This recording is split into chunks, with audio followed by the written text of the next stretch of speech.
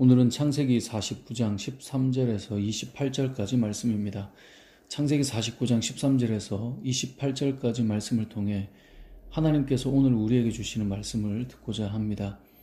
오늘 본문은 어제에 이어 나머지 8명의 자녀들의 미래를 향하여 축복하는 기도가 담겨 있습니다. 그런데 12아들을 이제 축복하는 것인데, 여러분 12아들을 축복한다면 여러분 어떤 순서로 축복 기도를 해주겠습니까? 12명의 아들이 있어요. 순서를 어떻게 할까요? 대부분은 첫째, 둘째, 셋째, 넷째 이렇게 앉혀놓고 하지 않겠습니까? 그런데 49장에서 야곱이 12아들을 축복하는 순서는 그렇지 않았습니다. 순서부터 말씀드리면 첫째, 둘째, 셋째, 넷째, 그 다음 다섯째가 아니고요, 10째, 그 다음 9째, 그 다음 5째, 그 다음 7째, 그 다음 8째, 그 다음 6째, 그 다음 11번째, 12번째. 이렇게 축복 기도를 순서대로, 이런 순서로 축복 기도를 해주는 겁니다. 그러니까 숫자로 보자면 1, 2, 3, 4, 10, 9, 5, 7, 8, 6, 11, 12. 이런 순서로 축복 기도를 해주고 있는 거죠. 어떤 순서일까요? 아마 여러분 중에 또 몇몇 분들은 분명히 이거 아닌가 생각할 텐데 그거 맞습니다. 어머니가 누구냐로 이제 그룹을 만들어서 축복하게 됩니다. 다시 말해 처음 6명은 레아의 아들이고요. 그 다음 4명은 2명의 첩 비라와 실바의 아들이고요. 그 다음 2명은 라헬의 아들이에요.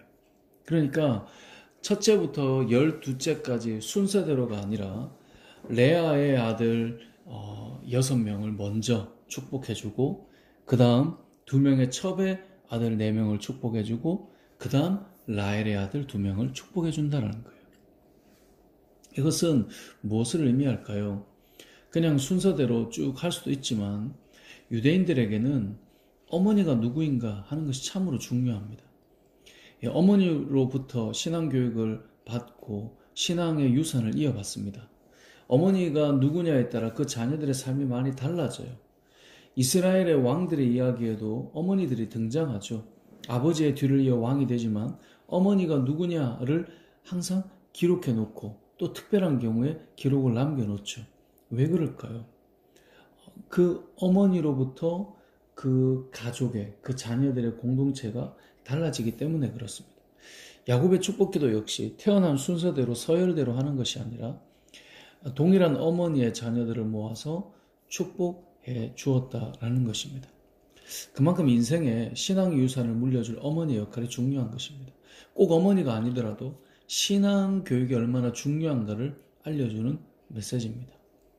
그러면 같은 어머니를 두고 있으면 순서대로인가? 근데 그것도 아니에요. 처음 6명의 순서를 보면 이사갈이 스불론의 형인데요. 스불론이 먼저 등장하고 그 다음 이사갈이 나옵니다. 순서가 있는 것 같으면서 꼭 그렇지 않은 것. 어쩌면 야곱이 자녀를 축복하는 그 순서만 보아도 우리의 인생과 많이 닮아 있다라고 생각할 수 있습니다. 나이가 많다거나 내가 지위가 더 높다거나 내가 더 앞에 서야 할 순번인 것 같지만 꼭 그렇지 않은 것. 그것이 오늘 이 축복 기도 받는 자녀들의 순서요, 내용이요, 모습인 거예요. 자녀들을 향한 야곱의 기도를 보면 어떤 이는 해변가에 거주하게 되고, 어떤 이는 섬기는 자리에 있게 되고, 어떤 이는 심판하는 자로 서기도 하고, 어떤 이는 기름진 것을 먹기도 하고, 어떤 이는 무성한 가지가 담을 넘어 다른 지파들에게도 유익함을 끼치기도 할 것이라고 말씀합니다. 다들 달라요. 그런데 핵심은, 그 다름의 핵심은 우리가 어제도 보았던 것처럼 분량대로예요. 같은 아버지로부터 태어나 살아가지만 결국 보면 자녀들이 살아가는 지역과 삶의 모습은 너무나 다양하다라는 거예요. 우리의 인생과 같아요. 결국 우리가 오늘 이 자녀들 한 명 한 명을 8명을 다 다루면서 새벽에 말씀드리기는 좀 어려울 것 같고요. 포괄적으로 생각해 보면 이들이 축복 기도를 받는 것에 처음에 기억할 이 그룹핑되어 있는 동일한 어머니의 자녀들이 모여서 그들 중심으로 그렇게 그룹이 축복 기도를 받았다는 것과 함께, 하지만 그렇게 모여 있음에도 불구하고 그 순서나 그런 부분들은 또 바뀌어져 있기도 하고, 그들의 삶의 영역과 그 땅의 모습과 흩어져 있는 모습, 이 모든 것들이 참 다양하다는 것. 그리고 우리의 인생과도 같다라는 거예요. 그런데 그것의 핵심이 이제 분량대로라고 말씀드렸는데, 이러한 차이를 보이는 이유를 많은 신학자들이 어떻게 표현하냐면, 그들의 인격과 삶의 결과로 이들의 미래가 이렇게 흘러가는 것이다 라고 다 해석을 합니다. 어떤 면에서 그들은 심은 대로 거두었던 것이고요, 그들의 행실이 훗날 후손들에게도 지속적인 영향을 남기고 있다라는 말이 되는 것입니다. 그래서 그것을 28절에는 분량대로라고 말씀을 하는 것이죠. 오늘 본문 말씀을 통해 우리는 두 가지를 기억했으면 좋겠습니다. 첫 번째는 8명의 자녀들을 향한 그 메시지 하나하나를 이제 다 보긴 좀 그러니까요. 어머니를 중심으로 자녀들이 모여 아버지의 축복을 받았다는 것. 그만큼 신앙 교육을 하는 어머니가 중심이 되어서 모임을 가지고 있다는 것, 그들을 축복해 주었다는 것. 어머니가 누구냐에 따라 그들의 인생을 다르게 만든다는 것.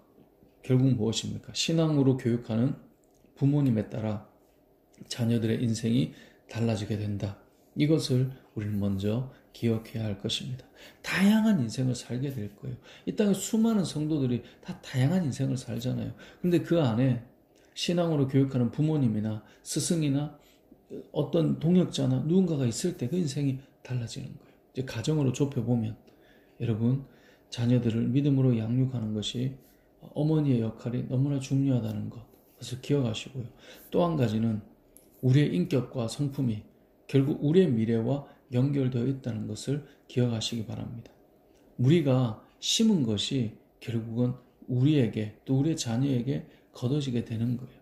그것을 한마디로 우리의 분량대로 복을 누리게 된다라는 것인데요. 오늘 하루도 여러분의 성품이 예수님을 더욱 닮아가는 하루 되시길 주님의 이름으로 축복합니다. 아멘.